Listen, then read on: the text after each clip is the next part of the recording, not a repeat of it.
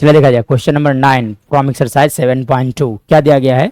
Find the coordinate of the points which divide the line segment joining the points a -2, and b 2, 8 into 4 equal part. मतलब कोई एक line segment है जो कि A B line को join करने के बाद बन रहा है और उसे आप 4 इक्वल पार्ट्स में डिवाइड कर दो, ठीक है ना। तो बोला गया है कि उन सारे पॉइंट्स का कोऑर्डिनेट क्या होगा। चलिए तो मैं सपोज कर लेता हूँ कि this is a line segment A B, ठीक है।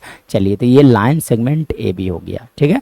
ए पॉइंट ए का जो कोऑर्डिनेट दिया गया है विच इज इक्वल टू -2, लिखा गया है, ठीक है। और पॉइंट बी का जो कोऑर्डिनेट दिया गया है दैट इज इक्वल टू 2, 8। अब आप सोचो कि ये लाइन सेगमेंट ए बी है, इसे 4 इक्वल पार्ट्स में डिवाइड करना है, तब आपका कितने सारे कट लगाओगे। 3 कट लगेगा। एक मैं कंसिडर कर लेता हूँ पॉइंट सी, एक कंसिडर कर लेता हूँ पॉइंट डी, और मैं ये कंसिडर कर लेता हूँ पॉइंट ई। देखो आप 4 इक्वल पार्ट्स में डिवाइड हो जाएंगे। देखिए पहला पार्ट ए सी, दूसरा पार्ट सी डी, तीसरा पार्ट डी, और फोर्थ पार्ट हो जाएंगे आपका ई बी।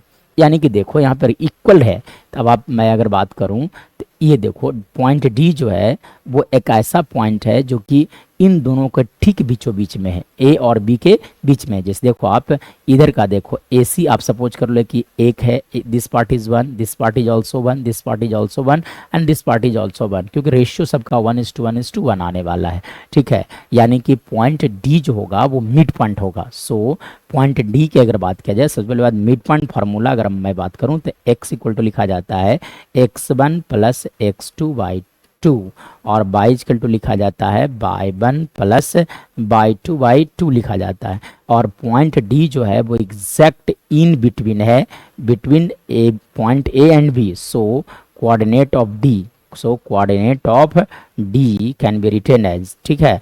तो point D for point D, है ना। तो पॉइंट डी की अगर बात किया जाएगा तो x इक्वल टू का लिखा जाता है x1 प्लस x2 बाई 2। चलो आप देखो x1, तो x1 कितने हैं देखा जा सकता है। x1 हो गया आपका -2, x2 कितने हैं दैट इज 2 डिवाइडेड बाई 2, मतलब 0/2। इसका वैल्यू आ गया ओवरऑल 0।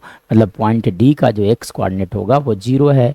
बाई कोऑर्डिनेट आप कैलकुलेट कर लो तो y1 प्लस y2 बाई 2 लिखे जाते हैं। तो बाई इक्वल टू y1 कितने थे 2 प्लस 8 डिवाइडेड बाई 2, मतलब बाई कोऑर्डिनेट आ गया 10/2, कैंसिल आउट हो गए यानी कि 5। यानी कि पॉइंट डी का बाई कोऑर्डिनेट हो गया 5।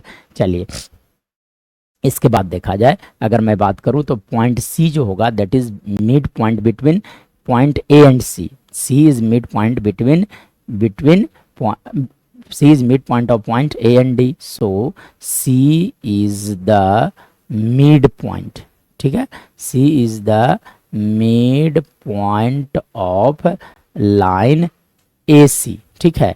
चलिए ये सॉरी AD लाइन सेगमेंट का ये मिड पॉइंट हो जाएगा। सो C जो है वो सिमिलरली कैलकुलेट किए जाएंगे x equal to x1 plus x2 by 2। मतलब x की अगर बात किया जाएगा x1, तो x1 कितने हो गए -2 plus 0/2 which is equal to how much -1।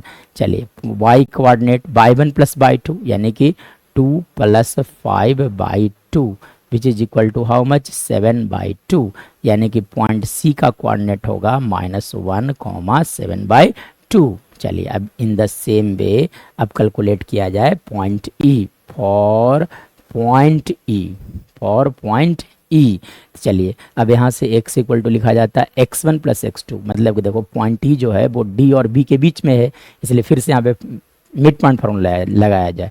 तो 0 plus 2 divided by 2 which is equal to 2/2, cancel out हो गए तो इसका वैल्यू आ गया 1, यानी कि x का वैल्यू 1 होगा। बाई कोऑर्डिनेट कैलकुलेट करो तो बाई कोऑर्डिनेट क्या होता है y1, यानी कि 5 प्लस 8/2, यानी कि बाई कोऑर्डिनेट लिखा जा सकता है 13/2, यानी कि बाई कोऑर्डिनेट हो गया आपका 13/2, यानी कि पॉइंट E का जो बाई कोऑर्डिनेट होगा that will be equal to 11, 13/2। So this all are our right answer.